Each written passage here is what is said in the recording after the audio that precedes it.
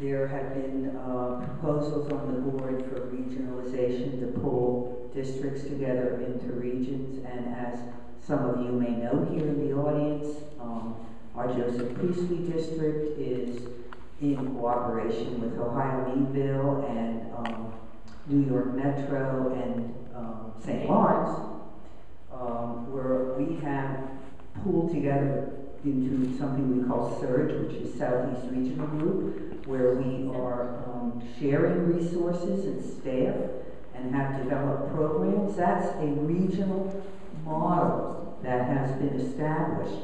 Our districts still exist, but we are cooperating in a regional area. So we have a couple questions here.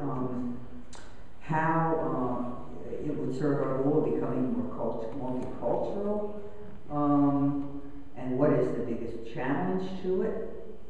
And can you address that? What you think of? What are the challenges you see here? Whether you've thought out the potentials for pulling districts into regions, or whether you think this is going to address, as one of these questions indicated specifically, some of our multicultural needs. Is that a good enough jumping off point for you folks in terms of, you okay with that, Ken? Okay, I'll let Jim take over now with whoever starts first. Ken, you want another minute to think about this? Are you okay? Okay. The question is, how do we as a district cooperate and collaborate with other districts in hard economic times, if I can paraphrase the question. And it comes down to resources, and it also comes down to understanding the strengths of what each district has, what strength each district has. So giving up, some key resources like growth or religious education and sharing those with other districts is something good for Joseph Priestley District.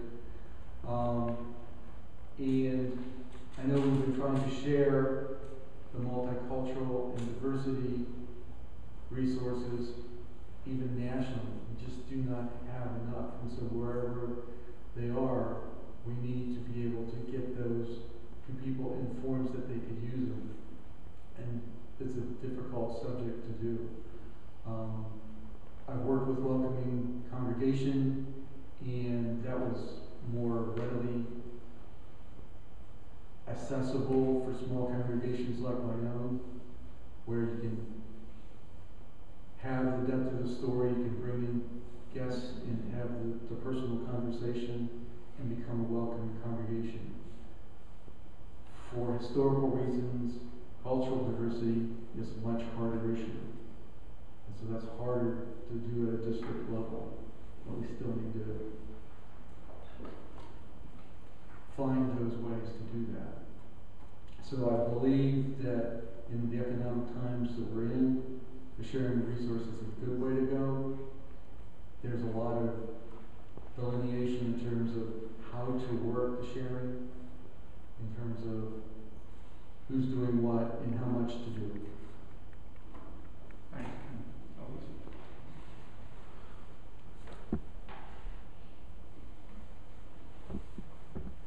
Regionalization might be scary to some people, and it excites me. Part of the reason is because I was involved on the Congregations Come First Task Force several years ago, which brought together 2 district presidents, 2 UUA board trustees, 2 ministers from around the country, staff members from the UUA, and representatives from the annual program fund. And our task force was charged with looking at ways that we could recommend systemic change and be able to influence the culture and practices in our association so that there would be more effective and equitable allocation of resources. It was interesting because representing the Joseph Priestley District, we, as I said before, are rich in services. We have 14,000 plus adult Unitarian Universalists. We have the largest number of large congregations of any district. We have one of the largest staffs of any district. So we are very well served. But I have to tell you, most other districts don't have those resources. And it was hard for me in some ways to be on that task force and say, well, you know, we have this. We have growth consultants. We have lifespan religious education consultants. We have adjunct staff. We have such a wealth of staff for our district. How can we share those? And the Joseph Priestley District was one of the first districts that did start to share resources with Ohio Meadville, Metro New York, and St. Lawrence District. And it was exciting. And it's difficult for some people to see how that goes, but we need to network. That's how our congregations learn, is by networking. And if we have resources in our district that we can share with other resources, I'm just so excited about that.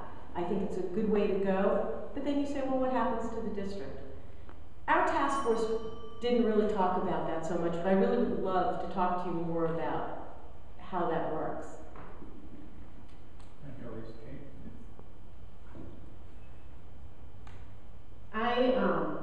I'm in favor of more regionalization just because I think clustering resources, clustering, you know, any sort of activities will only help the denomination. I think congregations working together in regions, sharing resources is a good idea. Districts also, it allows us to address the, hopefully to address the unique circumstances of different congregations to be able to better direct resources, acknowledging that individual congregations, especially if they're smaller, they don't have as many financial resources, they're transitioning or growing or not growing, would need a different type of support, and regionalization might help with that process. This also, changing the governance model so that we have less trustees and have more regionalization, directs us to also be strategic about the recruitment of volunteers to engage more of the lay leaders and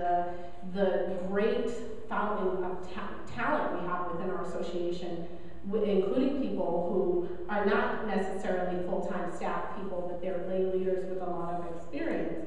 And I think that the direction we're going with making sure that at the higher levels, the visioning process, the governance, is not this huge mass of people who are operating as if they're a working board that does all the implementing of ideas and has all the ideas. And also, it moves us away from thinking that a single person can represent an identity group or a district. It lets us know that we need to actually go out and seek that input and feedback, to have the multicultural sensibility, to have the on-the-ground congregational sensibility, and to do the work to get feedback, to have activities like this where we are able to find out what congregants are thinking and what they need, and then bring that into the work rather than trying to have just a massive board that represents people in a way we couldn't do no matter how big the board got.